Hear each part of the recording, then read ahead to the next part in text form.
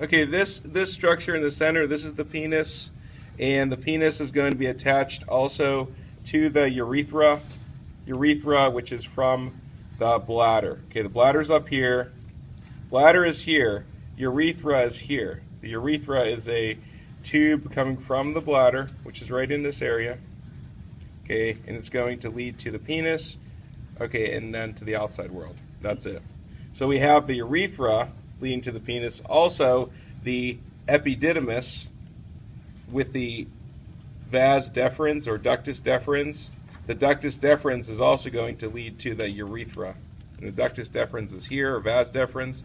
It'll lead to the urethra so that this mature sperm can go through and out to the outside world. Okay, so that's that. Now, when we look at the portions of the abdomen higher up,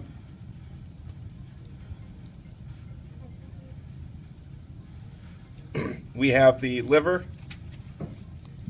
okay, and we have in the liver area, we also have a bag-like structure called the gallbladder. That's the gallbladder. It's a bag-like structure right there. So that's going to contain bile made by the liver, okay, the bag-like gallbladder. Now, above the liver, we have the muscular sheet. Okay, there's a muscular sheet that divides the abdomen from the thoracic cavity. This is known as the diaphragm. Helps with breathing also. Allows for breathing. Now remember, in the abdominal cavity, the coating on the intestines is called the visceral peritoneum. The covering on the wall around the intestines, the wall around the peritoneal cavity.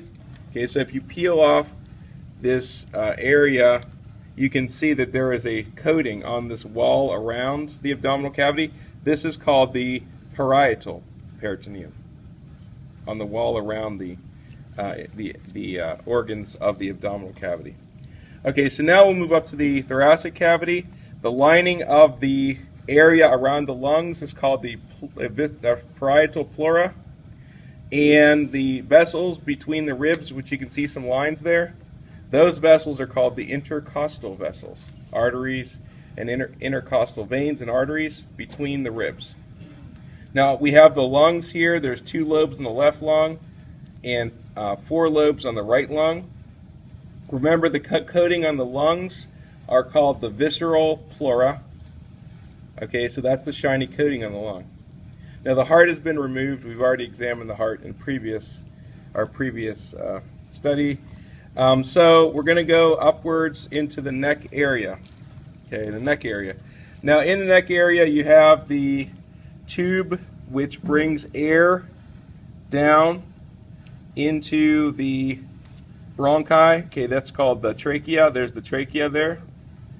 Now at the base of the trachea, in front of it, is the thyroid gland. I'm pointing to thyroid. It looks brown. It's kind of an oval shape to it. That's the thyroid gland here.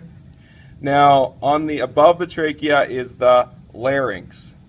Okay, these both have cartilage, hyaline cartilage. Okay, hyaline cartilage, larynx, and trachea. You got the thyroid gland down here. Now, if you look at the neck has 2 main vessels on either side. Okay, there's a blue vessel and a pink vessel. The pink vessel I'm pointing to, that is the carotid artery on the right side. Now, next to it is a blue vessel which goes right along the side of it, and that blue vessel is the jugular vein. Okay, jugular vein. Now you can see it better on this side. See, there's a blue vessel here in the neck, jugular vein. Okay, carotid artery, main artery of the neck. Jugular vein is going to be the main vein of the neck. Okay, so if you continue on looking at the neck, you can see there's also tissue which is kind of an undefined soft tissue. That is called thymus. Thymus, undefined tissue that's in the neck area. Okay. Now, if you look at the closer to the mandible or the jaw, you'll see there is the salivary structures. The submandibular gland has a larger circular gland, and just near that, anterior to it, and nearer to the pig's snout is the sublingual salivary gland. Okay. Now on the wall, right over the two glands is the parotid. The parotid is a triangular soft tissue which covers the sublingual and submandibular, but it's soft tissue on the wall adjacent to it. So that would be in this area here. That is the parotid. So the parotid is a triangular soft tissue that covers over the submandibular and sublingual glands. Okay, that's the parotid salivary gland, which would be on the underside of this soft tissue. I'm holding it up right there. Okay. Now if we open up the mouth, we can see there is the hard palate, which is closer to the snout, hard palate. Just posterior to that, we have the soft palate down here. Okay.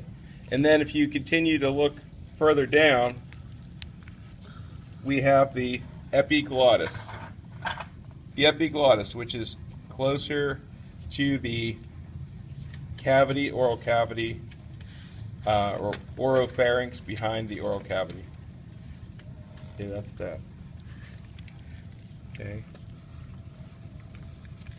The vessels of the upper extremity, or forelimb, I guess you would say, are the axillary arteries. Axillary artery in the armpit region, and that artery changes in the extremity to the brachial artery. Okay, axillary artery to brachial artery. Makes changes. Here we have the superior vena cava coming up where the heart had originated it. Okay. We also have coming down, we have the aorta, which is the big white structure here, large white structure. There it is. Okay. And you also have adjacent to it, you will have the inferior vena cava. Inferior vena cava, which should be this tube right here. See this? Okay. Now, attached to the stomach, we have the esophagus, which is, if you look at the trachea, is just posterior to the trachea. So if you split the tissue behind the trachea, just posterior to it, we have the esophagus, which is right there. It's a nice tube. Okay, so it's right behind the trachea here. There it is. Okay. Okay. I think that's about all. I think that's about all we have for this.